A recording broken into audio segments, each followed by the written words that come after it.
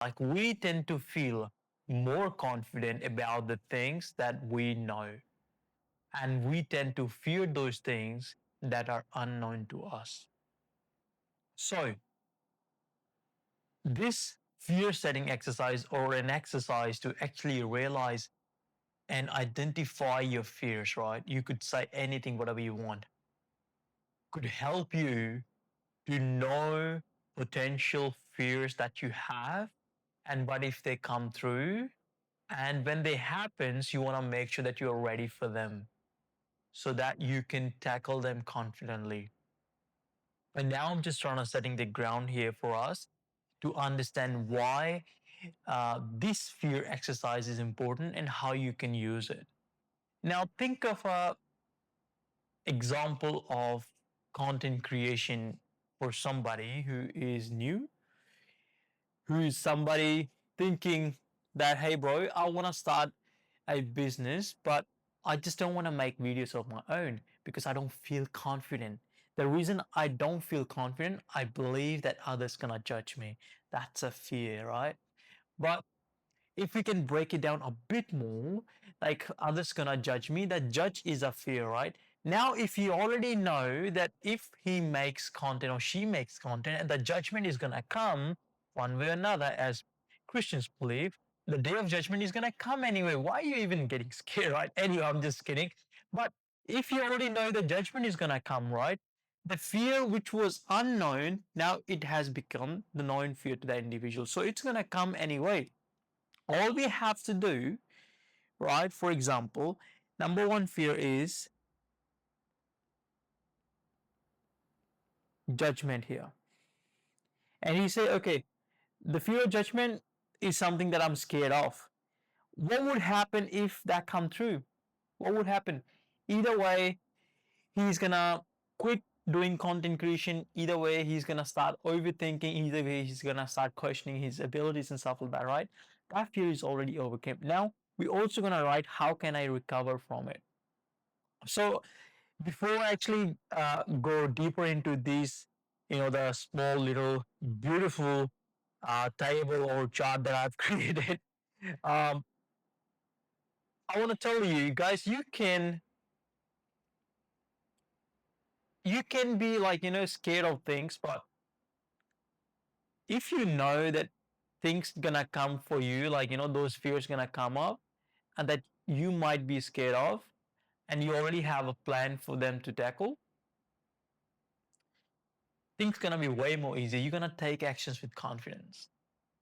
I have seen a lot of people with capabilities. Even I used to be one of those dude, who was always scared of doing things, new things. Now making these videos, I remember when I recorded my first video, I didn't have that kind of even confidence to speak to camera. Like even though I'm shit at the moment, right? But I'm still trying my best. Anyway, I give you an example how this can actually lead you to lose power from your control, how you can lose control from taking your actions or driving your results and give control to somebody else. So back in 2018, oh no, 19, I was in Singapore doing my things, da da da. I used to have hairs, full grown hairs on my head. And there was a period in my life where I was going through hardships financially, right? Like there was a financial scarcity. I was paying tuition fee, I was doing this and that, all the things were happening. And one haircut used to cost me like $30.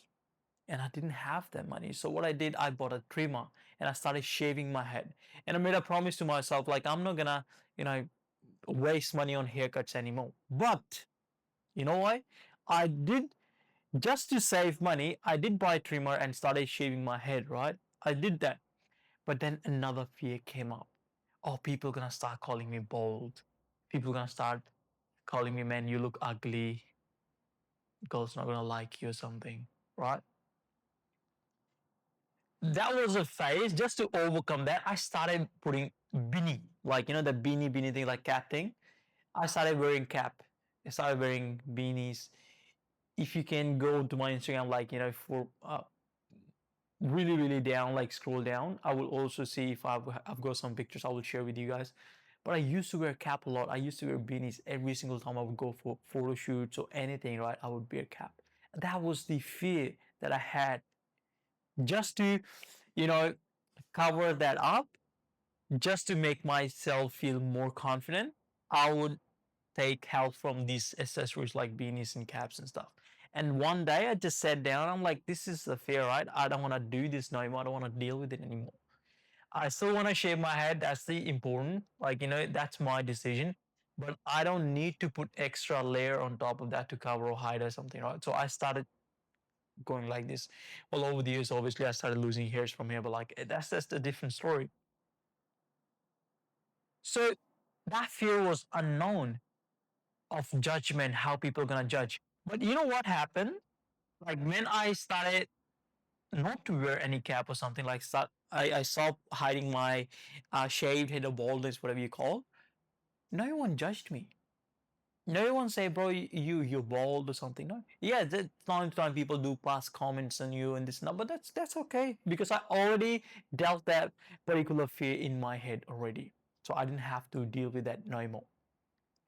That's what I'm saying. It's way more easier for us to tackle with fears afterwards once you already know what is the fear, what potential harm is going to bring to you. If that harm happens, how are you coping up with that kind of damage that is going to do? That is your backup plan, like your recovery plan.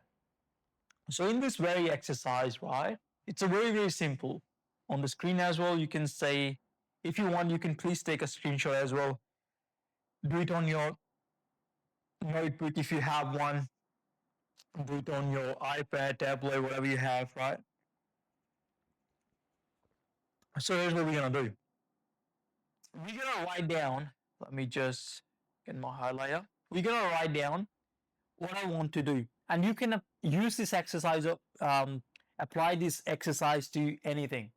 And I would even tell you, this is the same principle that people have used over the years, centuries, to build solutions. Another example is the first aid. So imagine in 20s, 1920s, or like 100 days, 100 years ago or something, when there was no first aid or something, right? People for sure would get scared of like even small little cuts, like when they would see bleeding, they're like, oh, there's a blood in there and this and that, right? Just to avoid those things. So then someone came up with the idea of first aid. Okay, even though you have these small little cuts or something, there's always a first aid solution that you can apply to it. And now the worry is no longer there because there is already a fear of cut. Someone's got a solution for it, how they're going to recover and this and that, right? So what potential harm is going to happen, they already know how to fix that. So it's the same principle you can apply in here. Whatever you want to do in your life or whatever you going to pursue now, just write it down here. Write it down here first. Draw this kind of table like this, okay? And then write it down here in this area. And afterwards, write down what are the potential downsides of that particular thing that are you going to pursue. And that these are your fears, okay? List down all the fears, like we did judgment here. You list down all 1, 2, 3, whatever fear you feel that could happen. Your any insecurity. Well, this is like specifically for you. You are not doing it for anyone. You are doing it for you, right? So write it down, and then what would happen if they come through? Then you write down outcome as well. So at least your brain is already ready for specific scenario, like those military officers do. They brainstorm how they're gonna tackle. Okay, if this happens, what we're gonna do? This. Now there is also a recovery plan. How I'm gonna recover from this? Then you list down all the things here, all the recovery plans, what would happen, what potential damage it's gonna do to me, right? That could be your image or anything. Now you write it down. This on top, whatever you have done, right? This area is gonna serve you as the potential fear that could happen in future. But you're already aware of it, like you got a visual representation of these are the things that could go wrong. And I already got a plan how I'm gonna fix them. Okay. Now let's just go further. Potential upsides of my dreams. Now, this particular exercise we're doing just to build confidence. You know why? Most of the people, when they want to pursue something, they don't want to do because there is a fear of judgment, there is a fear of certain things. That fear we have already acknowledged, we have already understood on top, like this is how it's going to happen. But now we're going to write down all the positive things. Why am I pursuing something? What am I doing? And what's the potential outcome is going to bring me, like a positive one, not a negative side, positive side. So potential upside for my dreams, like all your dreams, like, for example, you're pursuing content creation, what is going to bring you? That could be more money, okay? Fame, fame, awareness is the same thing. You can say respect. These are all the positive outcomes that your your action is gonna bring, that you're going to pursue and you get scared of, okay? And afterwards, using all these four, three, whatever you have written down, you construct a whole story. What does it mean in my life here? In this area, you construct whole story. Okay, if I start making content, I'm gonna make more money because more people gonna know me. I'm gonna have more fame, awareness, obviously. And if I go out, people are gonna respect me more because now everyone knows me. Everyone in the second corner or like next block, they know me. These kind of things, you're gonna write down your own story. When you're gonna have this particular thing designer, okay, you will walk with different confidence. You will do things with different confidence. I'm telling you, my videos are now 100% perfect, but I have done this exercise over and over and over. So the potential outcome that I look for, if out of 5 people, like one of these video get 5 views, out of 5 people, one person would come to me and say, hey bro, your video has helped me. That video is successful. I am successful of making that video. My time, energy, whatever has been going into that video, it's success. It has done its job. And those 4 people, doesn't really matter if they judge. Some people, they won't even say something. Some people, they will just skip it up. Right? Doesn't really matter. And sometimes I would make videos that are not perfect, but those videos have one intention of like making sales or something, right? Then in the description, I will leave my link. And out of 5 people or 10 people watch that video, 2 people will click on that link, one person would join my membership, my coaching, whatsoever. That video has done the job. Those are the potential outcomes that I look for. Negative ones, people do make comments sometimes. They do, but does really matter? No. End of the day, it's just a video. That person doesn't know me. I don't know him. No grudges, nothing at all. So I want you to have the similar perspective. Don't worry about fears or negative outcomes. Yes, you need to acknowledge them. Yes, you need to have visual representation. How do they look like? But you also need to be ready for them. That's why we're doing this exercise. But we're gonna focus on the positive side, because end of the day, we're doing something so that we can go from A to B, and we're just picturizing that particular scenario, how it's gonna look like, our future, better future, a good future. Hopefully, this video would have given you different perspective and added some value in your life. And I'm signing off now, Mickey Farmer.